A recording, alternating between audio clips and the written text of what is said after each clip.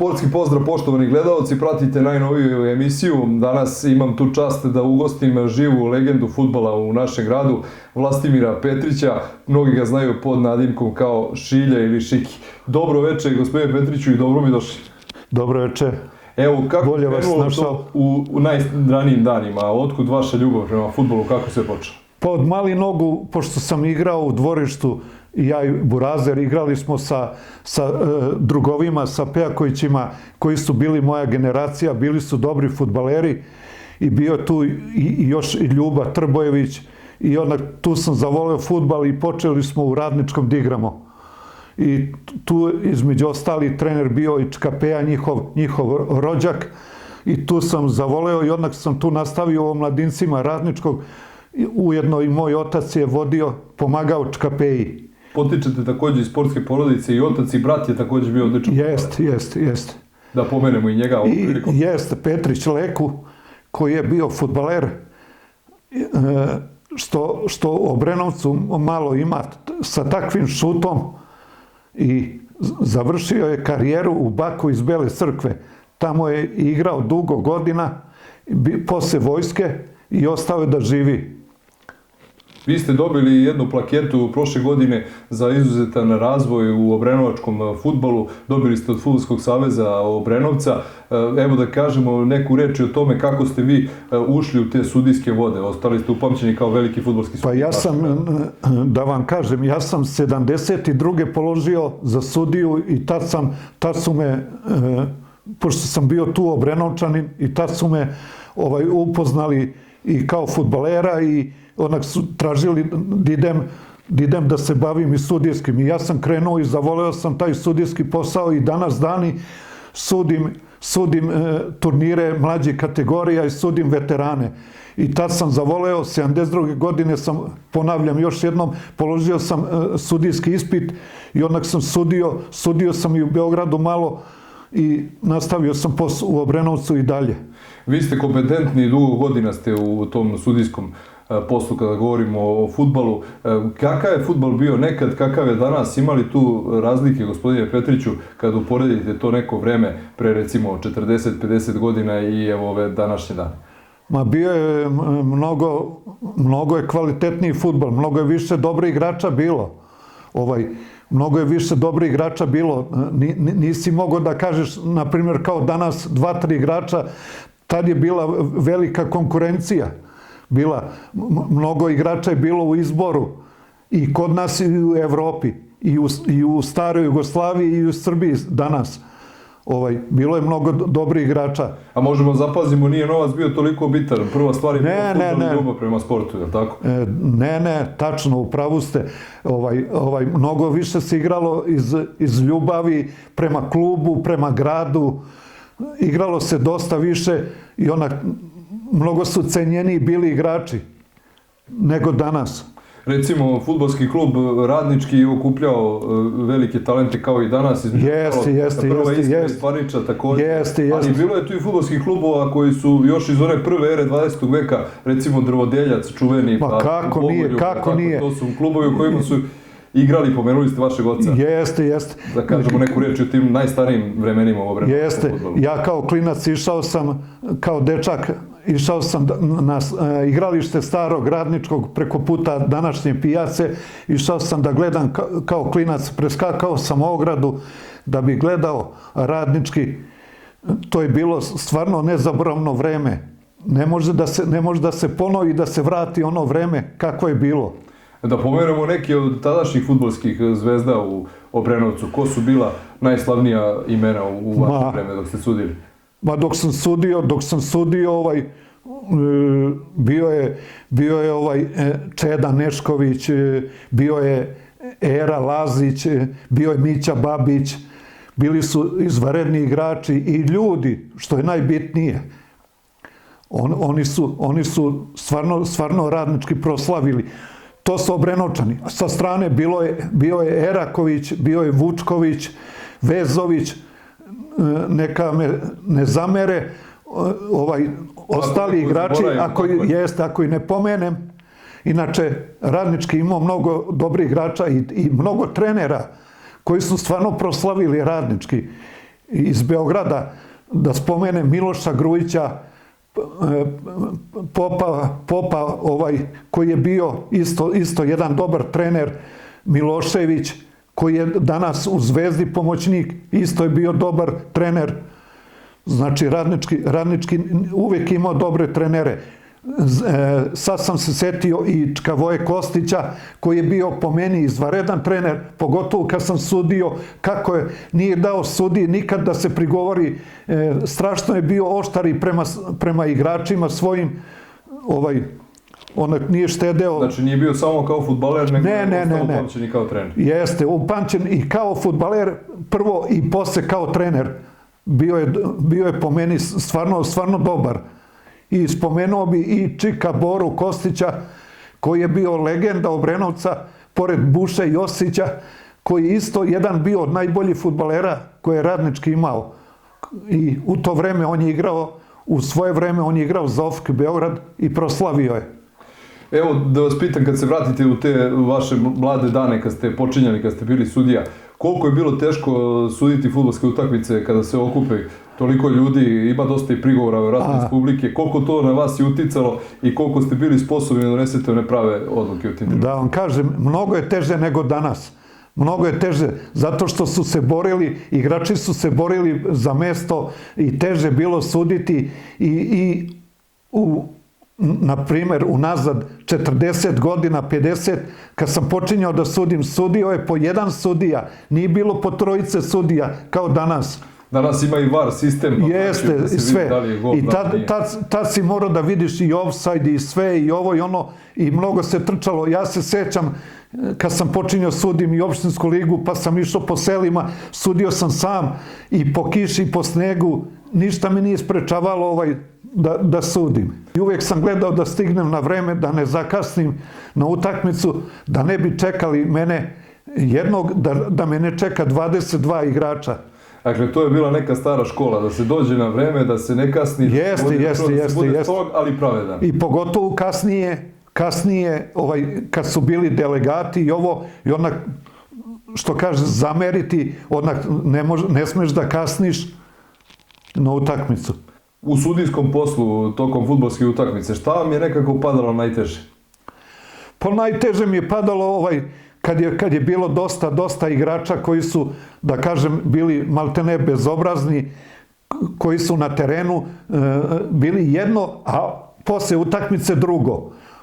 Da ne kažem bezobrazan, ali posle utakmice sasvim drugi čovjek. Mnogo je primjera i dan danas, ne samo u fudbalu, u svim sportovima, da ljudi koji su zaista onako vrhunski na terenu budu, što se kaže, prave zveri, je li tako? Da, jeste. A publika, koliko je bilo teško sa publikom?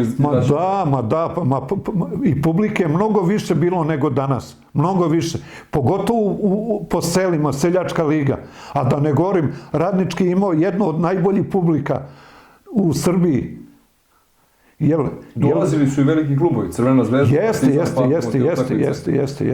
60-ih i 70-ih godina je bilo... Da, tu je bio pun stadion i dok je bilo staro igralište i kasnije kad je bio nov stadion, uvijek su bili puni stadioni s publikom, koji su voleli i pogotovo kad dođu ti poznati klubovi, a kamoli kad se igraju prvenstvene utakmice, to je bio pun stadion.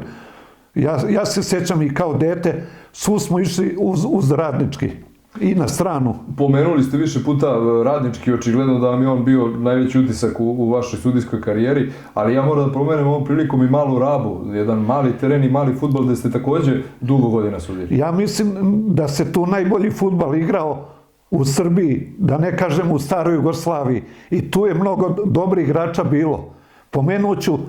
Pomenuću Medonju, pomenuću Slavka, koji su stvarno bili igrači, neka mi ne zamere opet pojedini koje nisam pomenuo. Naravno, ovo je emisija kratkog formata, ne možemo sve ni da stignemo da pomenemo. I evo za kraj razgovora, možete da izdvojite možda neku utakmicu koja vam je ostala onako najupečatljivija u vašem sećanju kao sudije na ovim fudbalskim terenima? Može li se neki susret izdvojiti kao omiljena utakmica koju ste sudili? Pa, sudio sam dosta prijateljskih utakmica kada su Đuričić i Pavličić bili u upravi kluba, sudio sam dosta utakmica i stvarno sam sudio i svi su rekli sudio sam bolje kad sam bio stariji nego kad sam mlađi bio. Ali pomenuo bi jednu utakmicu koja mi je ostala u sećanju kada je Sloboda iz Obrenovca ulazila u prvu Beogradsku ligu i igrala je presudnu utakmicu protiv Baljevca. Tada me golman Baljevca udario i to mi je ostalo u sećanju, pošto mislio da sam svirao go, međutim ja sam pokazao na gol out. Vremenske uslovi su bili nenormalni, kiša je sve vreme padala i on je mislio, međutim lopta je tako snažno udarila u štanglu, u go, izletela i ovi su se radovali, međutim lopta je udarila od pozadi i oni su mislili da sam pokazao na centar, međutim lopta je bila na petercu i međutim ja sam u tom momentu dobio udarac i prekinuo sam utakmicu i Sloboda je ušla u prvu Beogradsku ligu. To mi je ostalo malo u sećanju i to pamtim. Inače, dosta prijateljskih utakmica koje sam sudio, stvarno sam sudio odlično. I svi su zadovoljni, čak su me zvali pojedini klubovi da dođem da sudim i njima. Lepo, evo za kraj emisije, da li imate neku poruku za ove mlade sudije koje dolaze? Šta je to najbitnije da neko bude kvalitetan fudbalski sudija?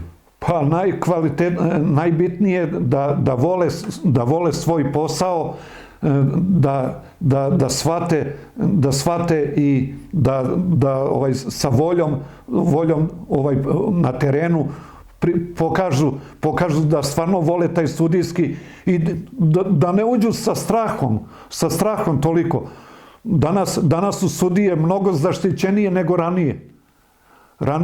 Ranije nije bilo toliko sudije zaštićene, sudio si sam i nisi mogao da vidiš, a danas pogotovo na višim rangovima, što kaže prva liga i ovo ima i VAR i sve, i druga liga, i onak sudije lakše i sude. Još jedno pitanje imam za vas, vezano je za naslednike, imate i unuka i unuku, da li će možda neko od njih po ugledu na dedu možda sudije ili ajde da ih pomenemo ovom priliku. Pa imamo unuka Luku i unuku Dijanu koja se bavi baletom i atletikom.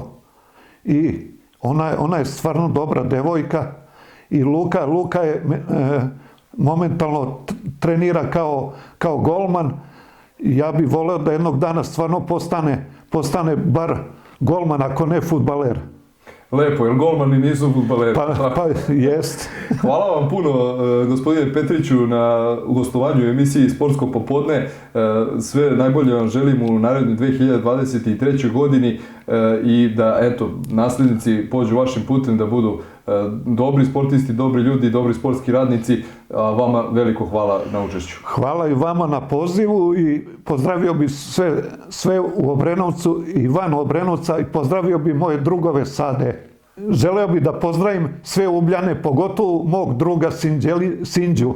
Eto, pozdrav i za Ubljane koji nas gledaju. Vi koji nas gledate preko televizije, vidimo se kroz 7 dana, a vi koji nas gledate putem interneta preko YouTube kanala, obavezno zapratite podcast Sportsko popodne. Veliki pozdrav, do naredne nedelje. Samostalna trgovinska radnja Ratar nalazi se na Valjevskom putu u ulici Braće Joksića, broj 175. Zvanični je distributer Bankom proizvoda. Ova bogato snabdevena poljoprivredna apoteka u ponudi ima ceo poljoprivredni program po najpristupačnijim cenama. Upis tovnih pilića i koka nosilja. U ponudi su koncentrati, semena, zaštita bilja i đubriva. Besplatna dostava na vašu kućnu adresu. Telefoni 011 8765 545 i 064 5151 834. Samostalna trgovinska radnja Ratar. Prijatelj emisije Autoškola Bane, prva privatna autoškola u gradu i među prvima u Srbiji, osnovana 1991. godine i verifikovana za obuku i polaganje vozačkih ispita A1, A2, A, B, C, CE i D kategorije. Pri izboru autoškole ne treba birati zbog cene, nego zbog preporuke, stručnosti i pedagoškog odnosa prema kandidatima. Autoškola Bane nalazi se u ulici Vojvode Mišića, broj 241, broj telefona 065 8724 995 i fiksni telefon 011 8724 995. Autoškola Bane. Mikrohard, veliki izbor tehnike na jednom mestu u centru Obrenovca. Laptopovi, računari, mobilni telefoni, kompjuterska oprema, štampači, bluetooth zvučnici, mali kućni aparati, klima uređaji sa obezbeđenom montažom, bela tehnika, televizori, servis računara i laptopova, dijagnostika i popravka, mogućnost plaćanja na odloženo putem administrativne zabrane i čekovima građana. U sklopu objekta nalazi se i menjačnica Radovanović, gde možete uplatiti sve vrste računa. Mikrohard, dobro poznata lokacija, Miloša Obrenovića, 140 Obrenovac. Telefon 011 8724 883. Radno vreme od 9 do 20 časova. Mikrohard i menjačnica Radovanović.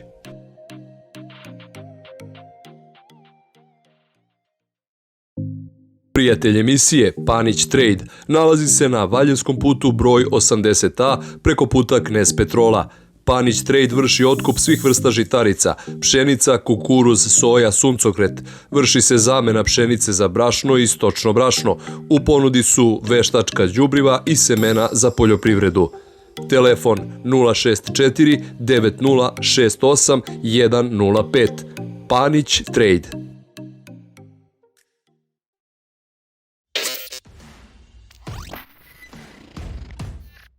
Prijatelj emisije Level Fitness nalazi se na Šabačkom putu u ulici Vojvode Mišića 38V. Prostire se na površini od 1300 kvadrata podeljenih na muški i ženski deo, plus sala od 300 kvadrata za grupne treninge.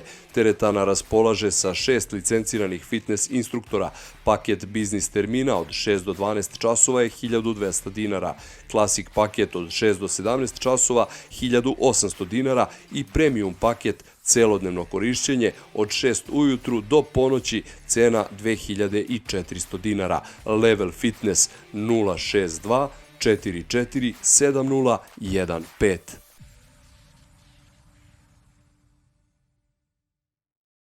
Bez obzira da li je elegantan, bogato ukrašen, jednostavan ili neodoljiv, za svaki trenutak postoji idealan šešir. Capello & Friends šeširi proizvedeni su od 100% najfinije merino vune, što vam garantuje lakoću i uživanje pri nošenju. Šeširi iz kolekcije Capello & Friends sa svojom finoćom izrade, udobnošću za nošenje i odličnom zaštitom od svih vremenskih uslova postali su verni pratioci istinskih i strastvenih zaljubljenika u šešir širom sveta. Upoznajte se i vi sa handmade šeširima koji se proizvode u Srbiji, a voli ih ceo svet. Modele iz kolekcije možete pogledati na web sajtu capello.rs.